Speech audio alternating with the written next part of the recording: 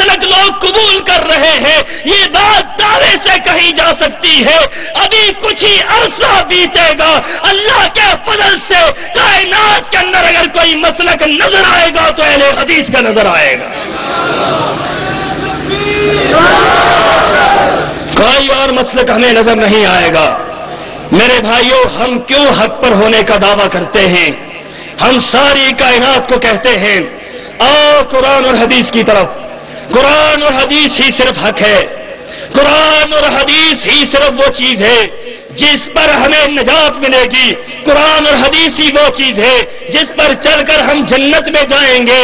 مجھے یہ بات کہنی پڑے گی، آؤ دیکھو ایک صحابی ہے، بدو ہے، دیہاتی ہے، دور دراز کے علاقے سے سفر کر کے آئے ہیں، نبی پاک کے سامنے کھڑے ہوئے اور عرض کرنے لگے اللہ کے رسول ایسا عمل بتلائیں کہ جس کے کرنے کے بعد جنت میں داخل ہو جاؤں۔ نبی پاک سامنے بیٹھے ہیں، اس صحابی کو عمل بتلا رہے ہیں جو جنت کا عمل پوچھنے کے لیے آیا ہے۔ رحمت للعالمین کیا فرماتے ہیں؟ میرے صحابی لا الہ الا اللہ پڑھ، محمد رسول اللہ پڑھ، یہ کلمہ پڑھ، پہلی بات اس کلمے پر پورا اتر، دوسری بات اب نماز پڑھا کر، 5 وقت نماز فرض ہے، نفلی نماز ادا کر تو یہ تیرے لیے اچھی بات ہے، اپنے رمضان المبارک کے روزے رکھ، نفلی روزے رکھ تو یہ تیرے لیے اچھی بات ہے، اپنے مال کی زکات دیا کر، اپنے مال سے اگر تو صدقہ خیرات نفلی نکالے یہ بہت بہتر ہے۔ حج کی بات آئی، میرے نبی نے حج کی بات نہیں کہی، غالباً حج فرض نہیں ہوا تھا، یہ 4 باتیں میرے نبی نے اس صحابی کو کہی۔ وہ بدو دیہاتی صحابی ہے، وہ یہ اعلان کرتا ہے کھڑے کھڑے آپ کے سامنے، جو جنت میں جانے کا راستہ پوچھ رہا ہے، میرے نبی سے کہہ رہا ہے اللہ کے رسول جنت میں جانے کا راستہ بتلائیں، میرے نبی جنت میں جانے کا راستہ بتلا رہے ہیں۔ وہ صحابی کھڑا ہو کر یہ اعلان کرتا ہے، کیا کہہ رہا ہے؟ اللہ کے رسول واللہ لا ازید علی ھذا ولا انقص، اللہ کے رسول جو دین آپ نے مجھے بتلایا ہے، رب کعبہ کی قسم ہے نہ اس میں کوئی کمی کروں گا نہ اضافہ کروں گا، جو دین آپ نے بتلایا نہ کمی کروں گا نہ، جو کمی کرتا ہے وہ بھی غلط کرتا ہے، جو اضافہ کرتا ہے وہ بھی غلط کرتا ہے۔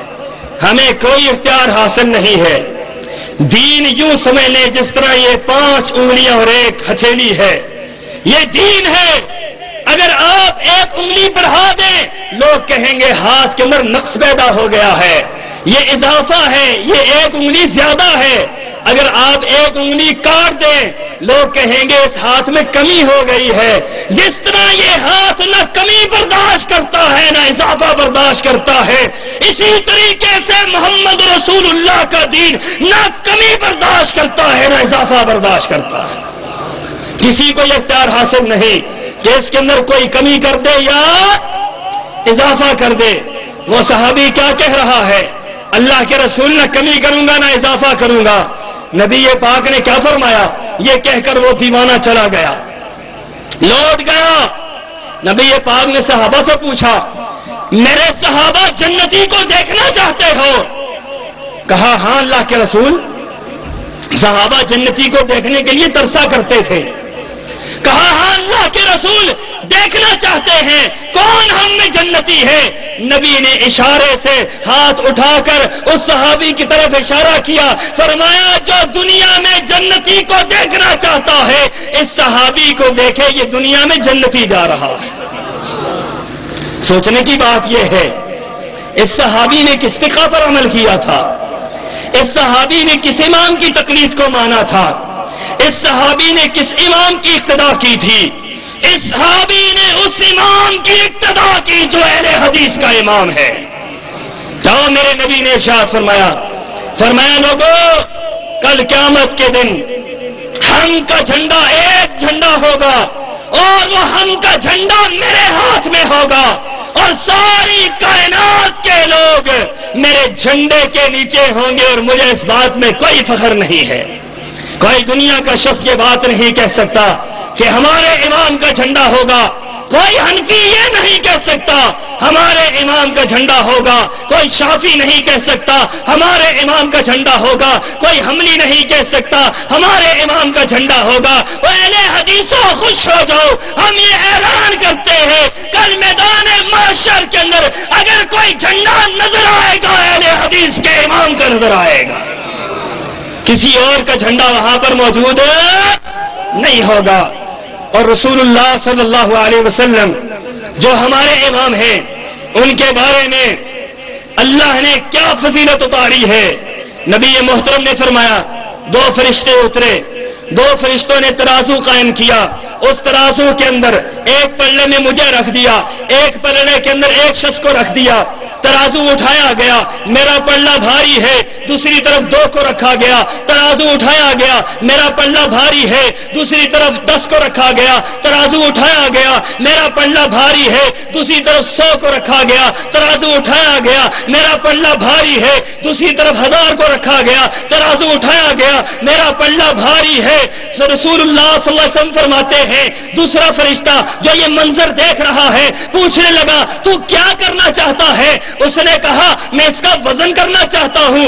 اس کا وزن کتنا زیادہ ہے؟ کہا اس کا وزن کرنا چاہتا ہے؟ کہا ہاں اس کا وزن۔ کہا ایک ترازو میں ساری کائنات کو رکھ دے، ساری کائنات کے علماء کو رکھ دے، اتقیاء کو رکھ دے، اصفیاء کو رکھ دے، علماء کو رکھ دے، ائمہ دین کو رکھ دے، متقی لوگوں کو رکھ دے، ساری کائنات کے گناہگاروں کو، نیکوکاروں کو رکھ دے، ایک پلڑے کے اندر ساری کائنات کے انبیاء بھی ہو، علماء بھی ہو، صلحاء بھی ہو، امام بھی ہو، دوسرے پلڑے میں محمد رسول اللہ ہو۔ جب تم وزن کرو گے محمد رسول اللہ کا پلڑا پھر بھی بھاری نظر آئے۔ سوچنے کی بات یہ ہے کون آپ جیسا ہو سکتا ہے؟ کون آپ جیسا ہو سکتا ہے؟ کون آپ جیسا بن سکتا ہے؟ کائنات کے اندر بات اس خدا بزرگ تو ہی قصہ مختصر، اللہ کے بعد اگر کوئی عظیم ہستی ہے تو محمد رسول اللہ کی ہستی۔ آپ کے علاوہ نہ کوئی مقتدا ہے، نہ کوئی رہبر ہے، نہ کوئی رہنما ہے، آپ کے علاوہ دین کا امام کوئی نہیں، آپ کے علاوہ دین کا مقتدا کوئی نہیں۔ آپ کائنات کے اندر وہ شخصیت ہے جن کے آ جانے کے بعد سابقہ سارے دین منسوخ ہو گئے۔ نبی محترم دنیا میں تشریف لائے، یہ بات بڑے غور سے سننے کی ہے۔ نبی پاک دنیا میں تشریف لائے، آپ کے آنے کے بعد حضرت عیسیٰ کی رسالت نہیں چلے گی، حضرت عیسیٰ کی رسالت، حضرت موسیٰ کی نبوت نہیں چلے گی، حضرت داؤد کی نبوت نہیں چلے گی۔ آپ کے آنے کے بعد حضرت عیسیٰ کی رسالت نہیں چل سکتی، آپ کے آنے کے بعد حضرت موسیٰ کی رسالت نہیں چل سکتی، آپ کے آنے کے بعد حضرت نوح کی رسالت نہیں چل سکتی، آپ کے آنے کے بعد حضرت داؤد سلیمان کی نبوت نہیں چل سکتی، آپ کے آنے کے بعد حضرت نوح کی نبوت نہیں چل سکتی۔ جب آپ کے آنے کے بعد کسی نبی کی نبوت نہیں چل سکتی ہے تو مجھے یہ بات بتلاؤ جب نبی کی نبوت نہیں چل سکتی امام کی امامت کیسے چل سکتی؟ جب کسی نبی کی نبوت نہیں چلتی تو امام کی امامت چل سکتی ہے؟ نہیں چل سکتی ہے۔ مجھے کسی بندے نے یہ بات کہی، مجھے کہنے لگے قرآن پاک کے اندر آئے تھے یوم ندعو کل اناس بامامہم، کل قیامت کے دن ہر شخص کو اس کے امام کے ساتھ اٹھایا جائے گا۔ یہ تو بتلاؤ تمہارا امام، تم تو کسی کو امام مانتے ہی نہیں ہو، یہ بتلاؤ تم کس کے ساتھ اٹھائے جاؤ گے؟